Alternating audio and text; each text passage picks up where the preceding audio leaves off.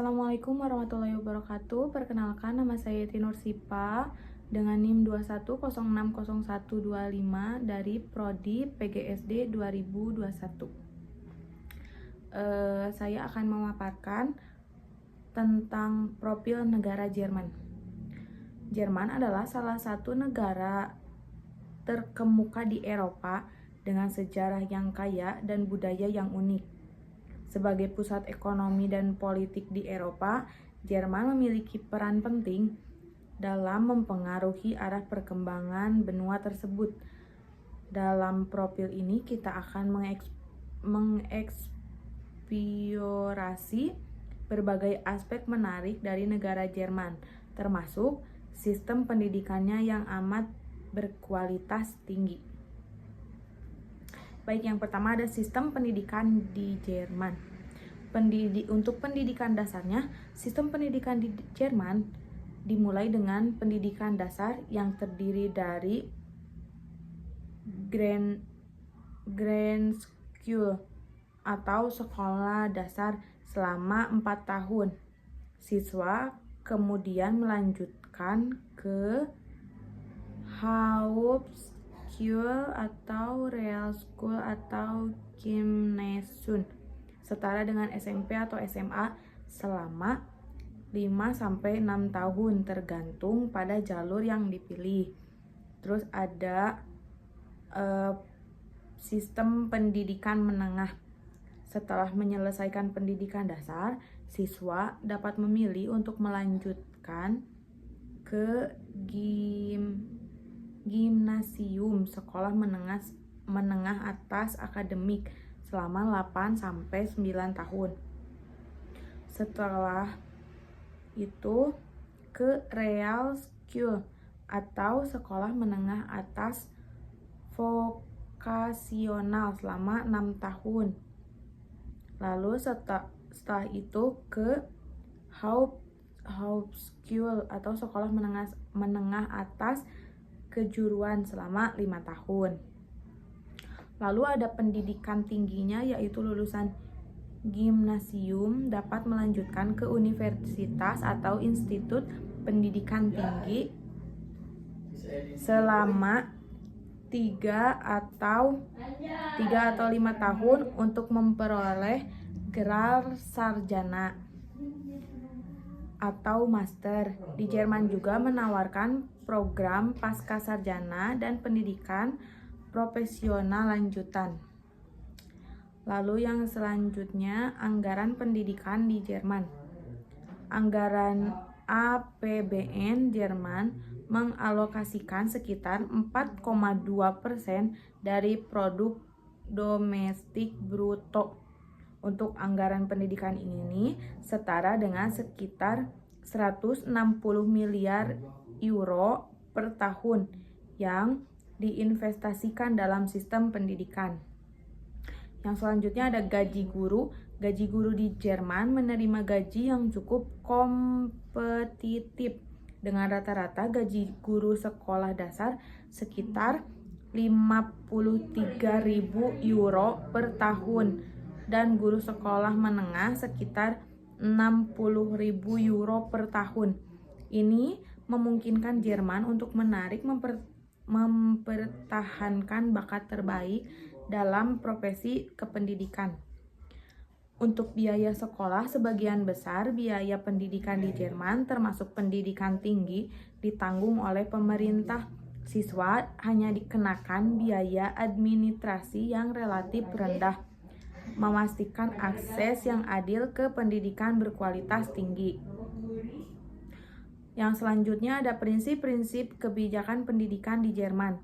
Yang pertama ada kesetaraan akses. Jerman berkomitmen untuk memberikan akses yang adil dan merata ke pendidikan berkualitas tinggi bagi semua warga negaranya, terlepas dari latar belakang sosial ekonomi mereka. Yang selanjutnya ada pendidikan vokasional. Sistem pendidikan Jerman sangat menekankan pada pendidikan vokasional dan kejuruan, memberikan jalur yang seimbang antara pendidikan akademik dan keterampilan. praktis yang dibutuhkan di pasar kerja. Yang selanjutnya ada desentralisasi. Walaupun ada pedoman nasional, pengelolaan pendidikan di Jerman sebagian besar diserahkan kepada pemerintahan daerah dan sekolah itu sendiri, memberikan fleksibilitas dan otonomi daerah ke komunitas lokal. Yang selanjutnya ada kualitas guru. Jerman menekankan pentingnya guru yang berkualitas tinggi dengan standar pelatihan dan pengembangan profesional yang ketat untuk memastikan kualitas pengajaran yang optimal. Yang selanjutnya ada manajemen sumber daya manusia dalam pendidikan Jerman. Yang pertama, pengrekrutan guru. Proses pengrekrutan guru di Jerman sangat kompetitif dengan standar kualitas akademik yang tinggi. Calon guru harus menyelesaikan program studi dan pelatihan khusus selama 5-7 tahun sebelum dapat diterima sebagai guru. Yang selanjutnya ada pengembangan profesional. Guru di Jerman diwajibkan untuk terus mengembangkan kompetensi dan keterampilan mereka melalui pelatihan, lokakarnya, dan program pengembangan profesional yang berkelanjutan. Hal ini memastikan guru dapat terus memperbaharui praktik pengajaran mereka. Yang selanjutnya ada retensi guru. Jerman berhasil mempertahankan guru-guru terbaik melalui paket kompensasi yang kompetitif, lingkungan kerja yang mendukung, serta peluang pengembangan profesional yang luas. Hal ini menciptakan stabilitas dan kesinambungan dalam sistem pendidikan. Yang selanjutnya ada evaluasi kinerja. Sistem evaluasi kinerja guru di Jerman mencangkup penilaian bekerja oleh kepala sekolah, umpan balik dari siswa, serta pemantauan berkelanjutan atas kualitas pengajaran. Ini membantu mengidentifikasi area pengembangan dan memastikan standar kualitas yang tinggi. Yang selanjutnya ada jenjang pendidikan di Jerman. Yang pertama ada pendidikan dasar. Pendidikan dasar di Jerman terdiri dari sekolah dasar selama 4 tahun. Setelah itu siswa dapat melanjutkan ke jenjang yang selanjutnya selama 5 tahun. Dan ke jenjang yang selanjutnya juga. Jadi ada 4 jenjang. Untuk sekolah dasar, pendidikan dasarnya itu ada yang 4 tahun. Terus ada yang 5 tahun, 6 tahun, sama 8-9 tahun. Untuk pendidikan menengah, itu dilanjutkan ke pendidikan menengah, siswa dapat memilih antara gimnasium atau real school atau Hauptschule. Untuk pendidikan tinggi, setelah lulus dari gimnasium, siswa dapat melanjutkan ke universitas atau institusi pendidikan tinggi lainnya selama 3-5 tahun. Di Jerman juga menawarkan program pascasarjana dan pendidikan profesional lanjutan. Untuk kurikulum pendidikan di Jerman, yang pertama ada kurikulum nasional. Meskipun sebagian besar wewenang pendidikan berada di tangan pemerintah daerah, Jerman memiliki kurikulum nasional yang menetapkan standar dan tujuan pembelajaran umum.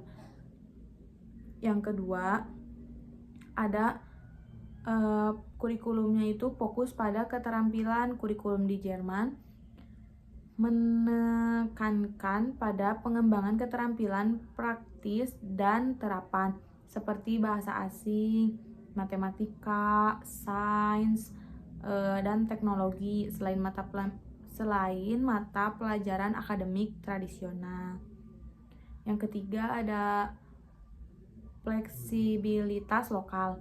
Sekolah-sekolah di Jerman memiliki fleksibilitas untuk mengadaptasi kurikulum berdasarkan kebutuhan lokal dan memungkinkan guru untuk berinovasi dalam metode pengajaran. Yang keempat ada pendidikan vokasional. Kurikulum Jerman memberikan penekanan yang kuat pada pendidikan vokasional, mempersiapkan siswa untuk memasuki dunia kerja dengan keterampilan yang relevan. Yang selanjutnya ada kelebihan dan kekurangan sistem pendidikan di Jerman. Yang pertama ada kualitas guru. Sistem pendidikan Jerman berhasil menarik dan mempertahankan guru-guru yang sangat berkualifikasi melalui pengrekrutan yang ketat, pelatihan intensif, dan pengembangan profesional yang berkelanjutan. Yang selanjutnya keseimbangan akademik vokasional. Jerman menekankan jalur pendidikan yang seimbang antara pendidikan akademik dan vokasional, memberikan siswa keterampilan praktis yang dibutuhkan di pasar kerja. Yang selanjutnya ada akses yang adil. Sistem pendidikan Jerman berkomitmen untuk memberikan akses yang setara ke pendidikan berkualitas tinggi bagi seluruh warga negaranya, terlepas dari latar belakang sosial ekonomi mereka. Yang selanjutnya ada kekakuan struktural. Meskipun fleksibel dalam penerapan struktur sistem pendidikan Jerman yang terpisah-pisah dapat menyulitkan siswa untuk berpindah jalur atau mengubah keputusan. Mungkin cukup sekian presentasi dari saya. Saya ucapkan terima kasih. Billahi taufiq wal hidayah. Wassalamualaikum warahmatullahi wabarakatuh.